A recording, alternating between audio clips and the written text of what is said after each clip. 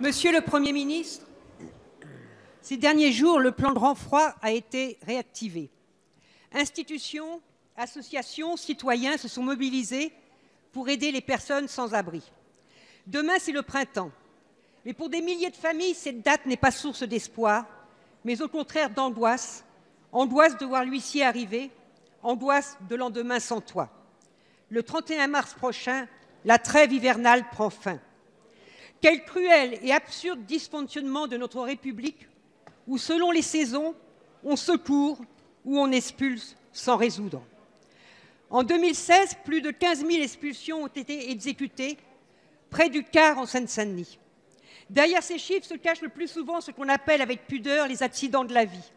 Précarité, chômage, santé. Après l'expulsion, ces familles passent de chambre d'hôtel en chambre d'hôtel, vivent en suroccupation chez des proches ou bien encore dorment dans leur voiture. Chacune ici mesure les conséquences sur la scolarisation d'enfants mal logés ou éloignés de leurs écoles. Au-delà du quotidien inhumain vécu par ces familles, mesurons les pertes en valeur et compétences humaines pour notre pays. Rien ne relève de la fatalité. Une grande majorité d'expulsions peut être évitée et ainsi garantir le droit à un toit. Il faut bien sûr agir sur les revenus des familles, la sécurisation de l'emploi et donner aux services sociaux les moyens de prévenir les situations difficiles. Mais les processus sociaux en place au niveau des préfectures sont trop lourds et insuffisamment réactifs face à l'urgence actuelle. Il est temps de travailler à de nouveaux dispositifs plus efficaces et protecteurs pour les locataires et les bailleurs, afin d'éviter l'échec, le drame qu'est toujours l'expulsion.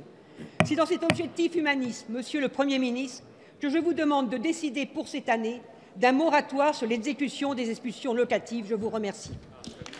Merci, Madame la députée. La parole est à Monsieur Julien Denormandie, secrétaire d'État auprès du ministre chargé de la cohésion des territoires.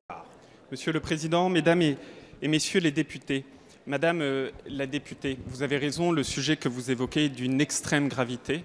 Vous avez raison, aujourd'hui, certains pourraient se féliciter qu'en 2016, pour la première fois, on a observé une légère diminution des procédures engagées, non pas des expulsions, mais des procédures engagées. Certains pourraient s'en féliciter, ça n'est absolument pas mon cas. Moi, je dis et très clairement, et très fortement et solennellement, chaque expulsion prononcée est un drame humain, un drame familial, et il faut combattre, et c'est un combat collectif, l'ensemble de ces drames que nous observons. Alors, comment fait-on ? Aujourd'hui, la question n'est pas de revoir le droit à la propriété, qui est un des principes les plus fondamentaux de notre Constitution. En revanche, et vous le savez très bien, Madame la députée, l'enjeu est de prévenir, d'agir plus tôt et d'accompagner celles et ceux qui en ont le plus besoin. Concrètement, avec Jacques Mézard, pour préparer la fin de la trêve hivernale, nous avons réuni dès le 9 mars l'ensemble des associations, l'ensemble des représentants des bailleurs sociaux, l'ensemble des acteurs pour élaborer les mesures les plus concrètes permettant de prémunir ces expulsions. Il y en a 52 au total, d'ores et déjà définies avec les acteurs. Mais concrètement, il faut agir sur deux volets. Arriver à détecter plus tôt les défaillances des uns et des autres et pouvoir transmettre ces défaillances aux comités locaux de lutte contre les expulsions. Premier point. Et deuxième point, il faut pouvoir accompagner vers des logements plus abordables celles et ceux qui en ont le plus besoin.